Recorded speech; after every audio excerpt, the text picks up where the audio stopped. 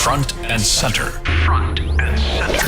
A focus on important and significant developments affecting the lives of Filipinos, not only in the Philippines, but also those living and working around the world.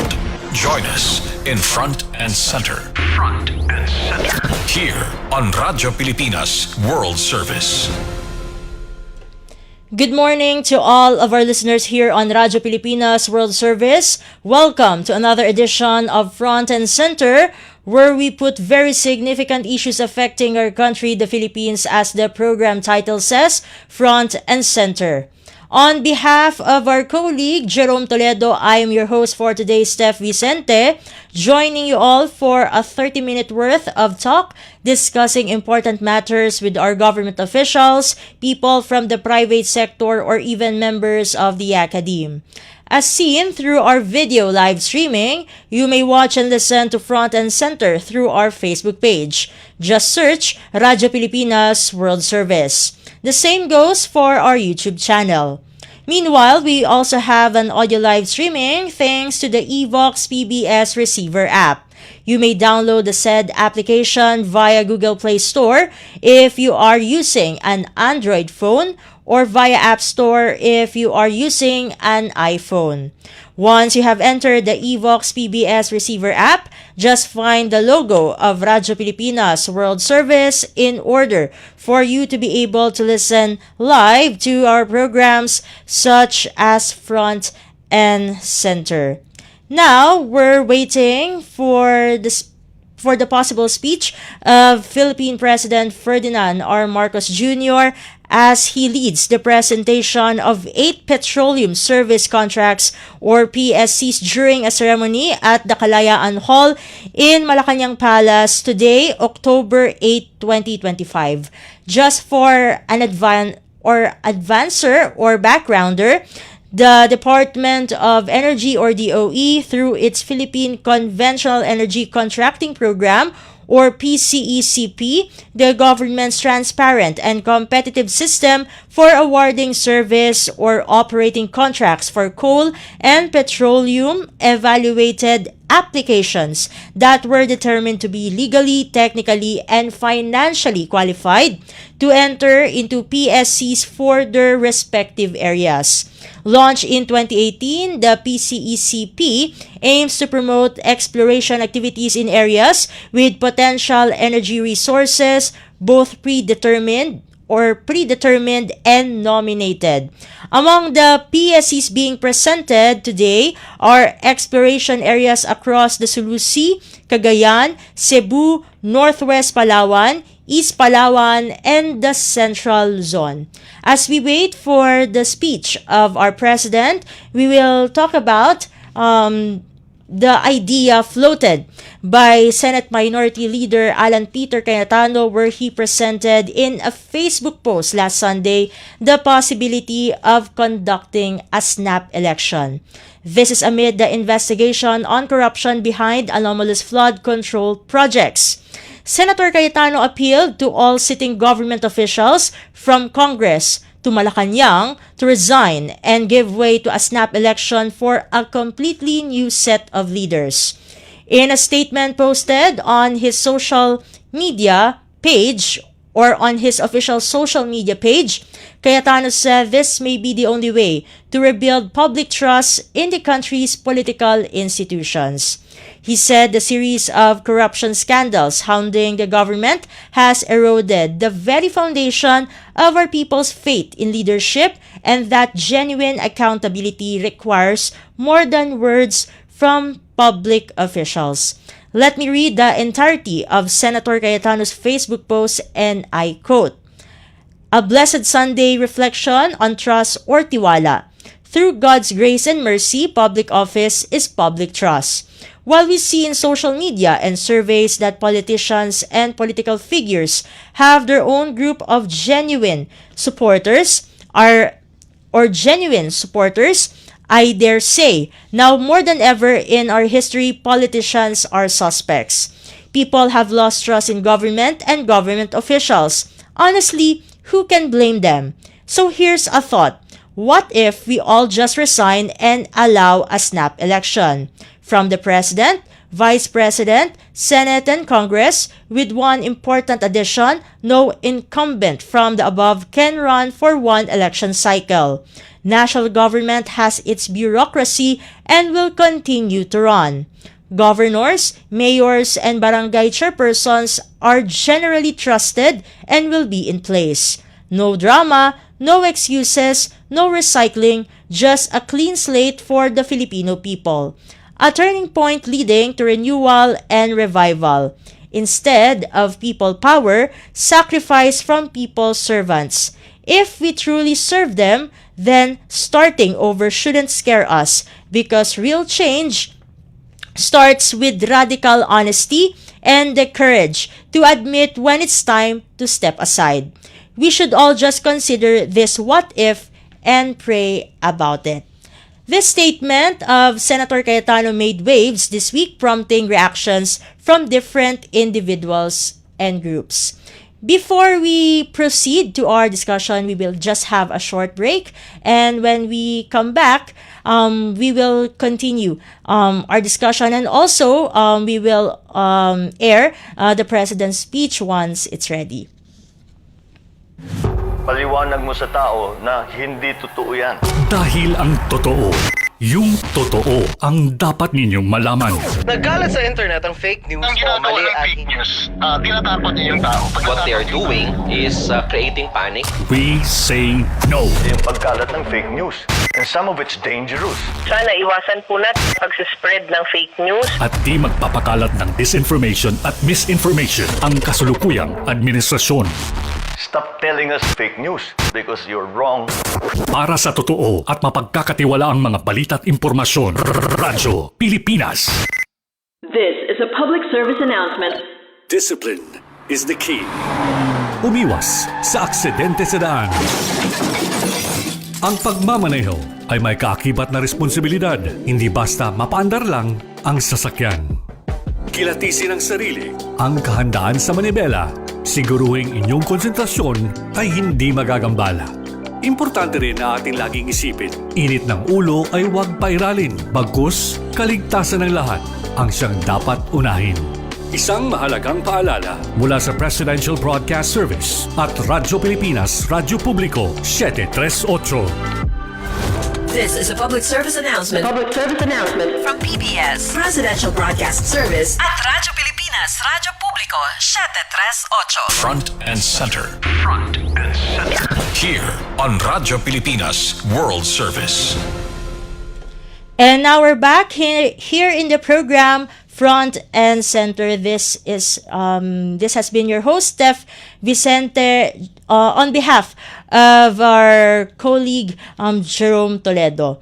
So as we mentioned earlier, we are discussing about the statement of Senate Minority Leader Alan Peter Cayetano regarding possible snap election in regards to the investigation on corruption behind the anomalous flood control projects here in the country. So let's just continue the discussion about that matter.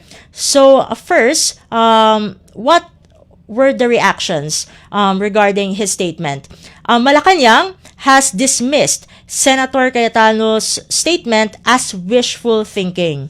When asked by reporters, Communications Undersecretary and Palace Press Officer Attorney Claire Castro stated that Philippine President Ferdinand R. Marcos Jr. was busy working for the public, especially now that some areas in the country were affected by an earthquake and a series of typhoons, and has no time for politicking. Undersecretary Castro also urged public officials to set aside political maneuvering and prioritize the people's welfare. And now, I guess, we have the speech of Philippine President Ferdinand R. Marcos Jr. This is still regarding the presentation of 8 petroleum service contracts or PSCs during a ceremony at the Kalayaan Hall in Malacanang Palace today, October 8, 2025. Here is Philippine President Ferdinand R. Marcos Jr. Mula sa Presidential Communications Office at Radyo Pilipinas, ito ang Presidential Live Event. Presidential Live Event.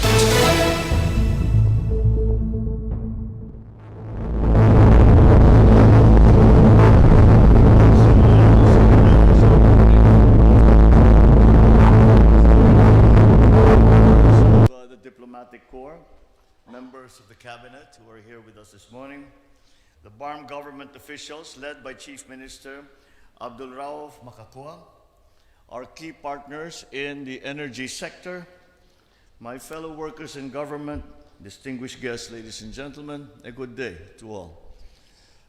Behind life's ordinary moments is one resource that keeps our nation moving, and that is petroleum. While we are fully committed to lowering our dependence on fossil fuels, we cannot disregard the fact that it continues to be our main source of energy. It lights our homes, our industries, fuels our vehicles, takes our children to school, and the buses that carry our workers to their offices. It also supports the livelihood of our farmers and fishermen, making their work easier, faster, and more efficient. And yet, for all its importance, we remain heavily dependent on imported oil. Last year, we imported over 340,000 barrels of liquid fuel. This is equivalent to 99.68% of our entire petroleum supply. In contrast, we produced over 1,000 barrels, just 0.32% of our requirement. Our natural gas in 2024, over 46.15% of our requirement was imported, while only around 54% came from Malampaya.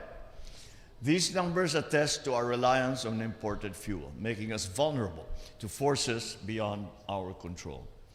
At pag nagtaas ang presyo ng gasolina o krudo sa pandaigdigang merkado, ang mga ordinaryong Pilipino ang nahihirapan. Sapagkat ang langis ang nagpapagalaw sa ating ekonomiya mula sa mga sasakyang naghahatid ng pagkain hanggang sa mga pabrikang lumilikha ng kabuhayan.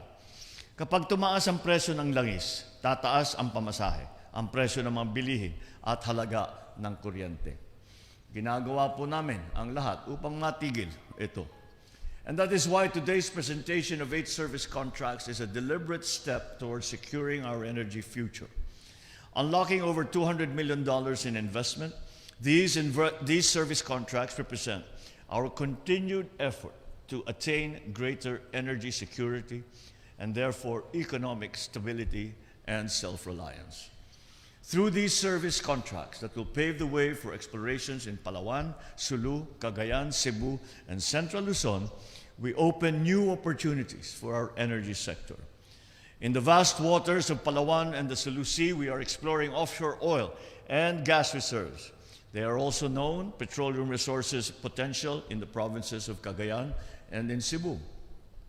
These prospective sources of local fuel can power our homes, generate employment, and opportunities to boost our industries. In Central Luzon, we are charting new ground.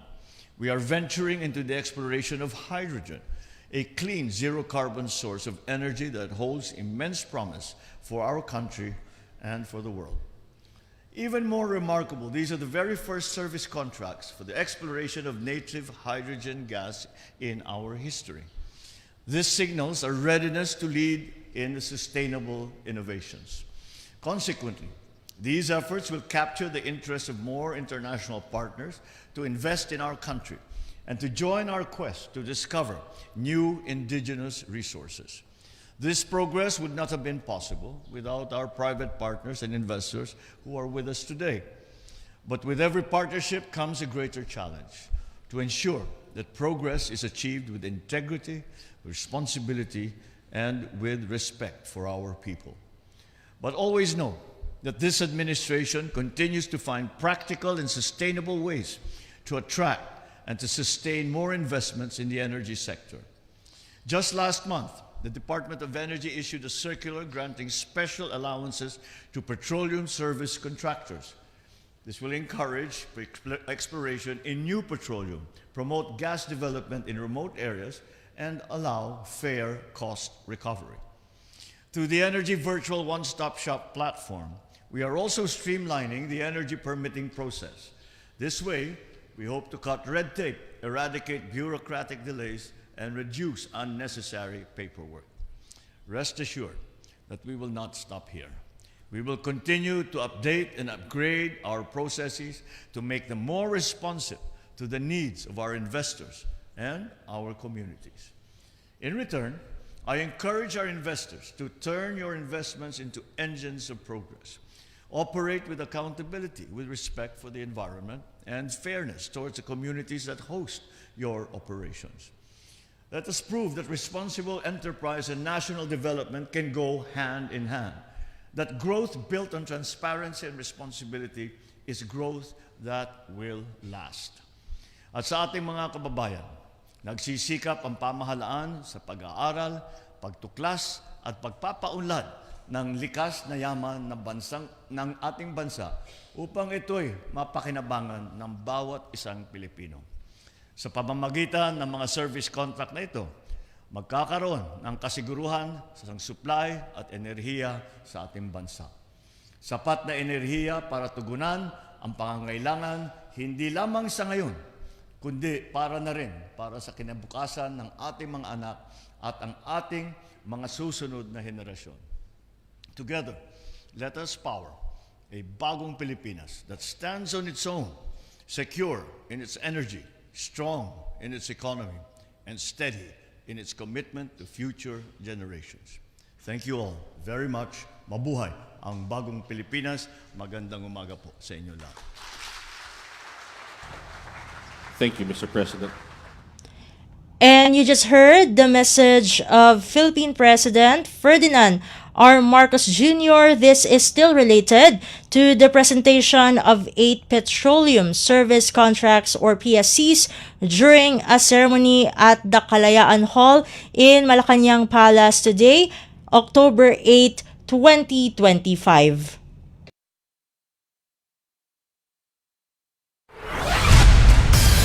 Mula sa Presidential Communications Office at Radyo Pilipinas, ito ang Presidential Live Event. Presidential Live Event. And still with our discussion earlier regarding the call for a snap election made by Senate Minority Leader Alan Peter Cayetano, here's what Senate President Vicente Soto III had to say regarding Senator Cayetano's statement. There is no legal or constitutional basis for a framework to do or a framework to do that. So I think it is an opinion of a legislator. So I will leave it at that. Hindi pwedeng gawin yun at the moment. First of all, and I have vowed already, we will make sure that the budget process, as far as the Senate is concerned, will be transparent and accountable. Everything will be done through the eyes or within the purview of the people, of the public. So that's one. And then hopefully the ICI can open to the public its deliberations. That's another. And the most important of all is that the judiciary act well. In other words, may mga ma-prosecute, may mga makulong, at may ma-find guilty yung mga guilty. To make sure that those who are guilty are proven so and are sentenced. Palagay ko doon, pag nakita ng mga tao na gano'n ang nangyayari, malinaw ang paggamit ng pera nila. Diba? Malinaw ang investigasyon. Malinaw din ang resulta ng judiciary. What more can you ask for? Yun ang importante. Cannot be an option. What do you do with those who are not guilty? What do you do with those who are newly elected and have no bad records? What do you do with them? Idadamay mo doon sa mga guilty. or sa mukhang guilty kung hindi man guilty. Kung meron mang marumi, ba't natin idadama yung mga malinis doon sa marumi? So I don't know, it's very far-fetched as far as I'm concerned. It's we will be entering something like uncertainty and chaos in the political world. Still in relation to Senator Cayetano's statement, the clergy for good governance composed of bishops and priests said that the answer to corruption is not a snap election, it is a snap of conscience. Here's the entirety of the group statement, and I quote, "We, the clergy for good governance, come before you as your pastors who personally know the mother choosing between medicine and rice, the father ashamed he cannot send his child to school, the families torn apart as loved ones leave for foreign lands because there is no future here.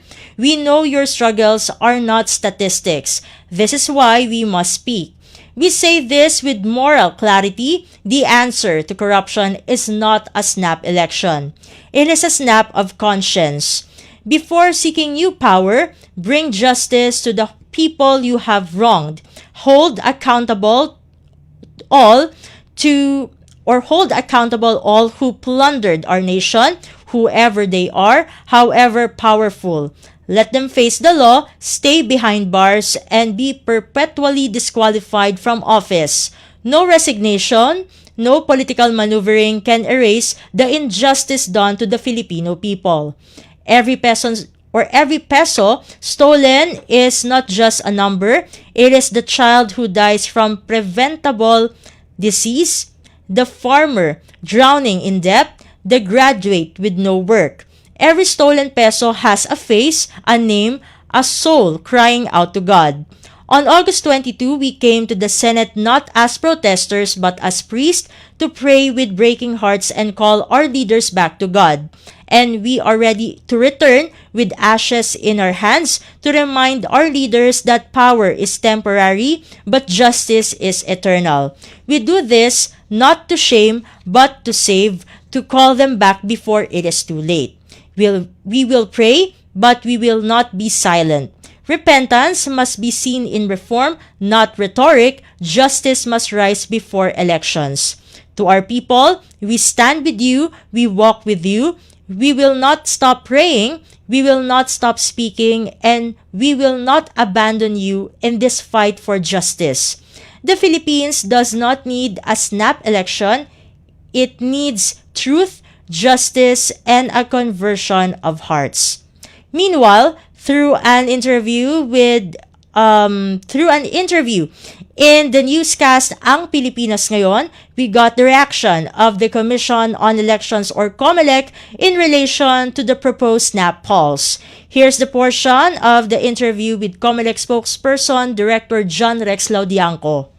Ay iginagalang po natin ang opinion ng galang-galang na Senador Alan Peter Cayetano. Kaibigan po iyan ng COMELEC at tumutulong po lalo sa amin pag-aayos ng batas. Ngunit ang sabi nga po namin, una, hindi po makikialam, hindi kami magbibigay ng opinion dahil iiwan na po namin yan sa political branches ang ating pamahalaan sa executive at sa legislative. Kami po itakapagpatupad lamang ng batas panghalalan.